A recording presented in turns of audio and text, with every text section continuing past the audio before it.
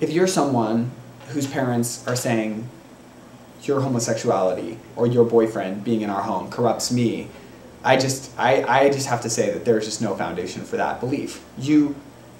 Someone else's choices do not affect you, and loving your children or allowing your parents to love you or whatever the case may be, it will never corrupt you. Love always edifies.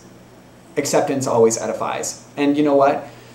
That whole like hate the sin, love the sinner, la-di-da, I think that sometimes can just be an excuse for people to play out their bigotry out on the stage of life and say like, well, I love you so much, but I hate your sin, and you and your boyfriend cannot stay at this house. You know what? Like, I guarantee you that boyfriend comes and stays for 2 days in your house. It's going to create really, really positive vibrations in your family, and people are going to feel more connected to the Lord that created us than saying, I'm sorry, I stand for what I believe. You stand for what you believe and alienate your family. I'm sorry, but no success can compensate for failure in the home. And that is failure in the home. It's drawing your family apart, even if it's for the sake of your beliefs. Because you brought that child into the world, and when you bring someone into this world, you make an agreement that you're going to love them. And you're going to love who they love, even if it's hard for you. And that's just, I just want to say that.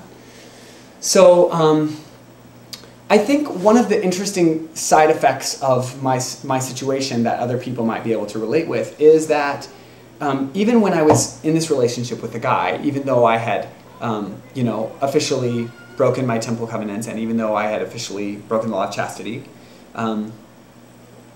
which, by the way, did not make me feel in the least bit guilty. It was very, very positive. My sexual experiences with my boyfriend were really powerful, and they were really uplifting, and for the first time I felt like I was being a real person. I felt like I was fully embracing myself, and that was just so awesome, because part of me was like, maybe I'll feel really guilty even having sex with my boyfriend. Maybe this will be a really, really horrible thing for me. Maybe I'll realize that, the only way I can be happy is in the church. And I think that I just, I quickly realized that, like,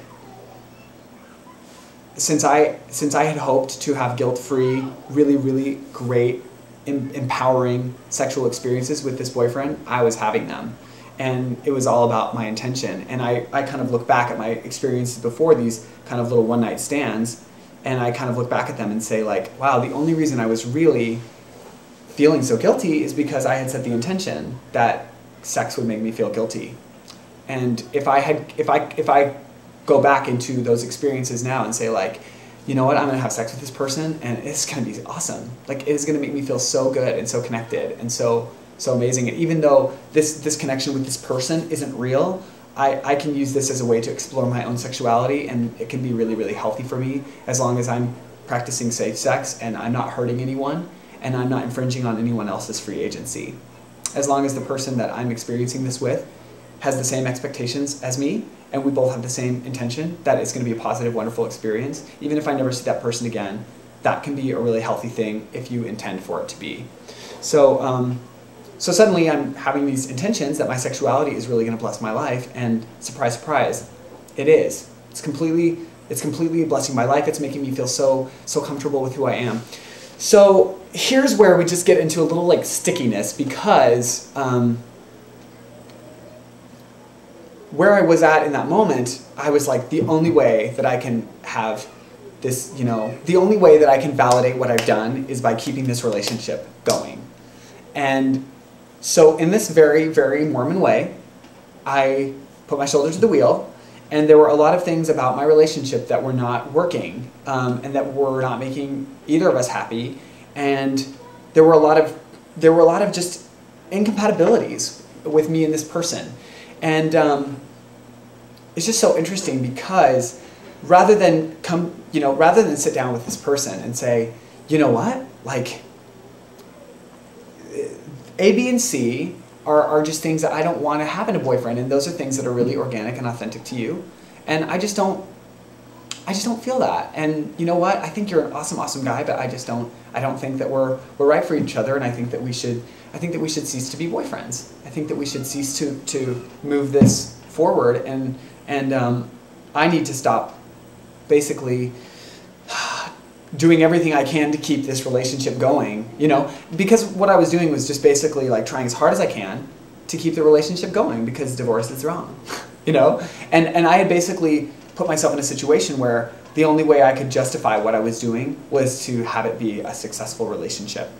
And so I needed this relationship to be successful. I needed to have this boyfriend, and I needed to have it work out so that I could prove to people that, you know, I'm not an abhorrent, you know, sexual whatever, and, you know, gay people can keep relationships going, and all this, like, suddenly I was taking on all of these new things because I still had just not come to this place of just acceptance of myself. I think I was still kind of carrying around like a lot of expectations, and a lot of like, well, I have to be this, and I have to make sure that I'm this, because deep down inside I didn't feel like I was good enough to just be. That was just a lot, because the relationship continued for probably longer than it should have, and that brought a lot of unhappiness to me. And you know, a lot of times I started to be more vocal about my unhappiness, but not in the most honest and clear ways, and so it never really resulted in these kind of cathartic conversations that I think could have taken place had I approached it differently. But I think I just said to him, listen, I've abandoned certain of my beliefs. I've broken my temple covenants, and I've done this and this and this, and this person that I was dating was not LDS, but he kind of understood by this point, you know, enough about where I'd come from to understand that it was really, really deep for me to have done what I've done with him and be in this relationship. Although that's not his problem, you know. But I think he kind of understood, and I said, you know, the reason I did any of this was to be happy, and I'm not happy. I'm continuing to suffer. And I was always suffering before, because of feeling this, you know, caught in this church paradigm and this, you know, what I wanted. And I would see a really cute guy walk by, and I would just feel so sad, and I would feel such suffering, because I was like, I can never have that, you know. And that was just, you know, and so finally I'm like, you know what, I'm gonna go out and get what I want, as Kelly says from Shoes. And suddenly I'm suffering again, and I'm like, why am I suffering? This is not right. And then you go back to maybe they're right. Maybe the only way to be happy is in the church, but I can't be happy in the church, so I'm going to be unhappy no matter where I go.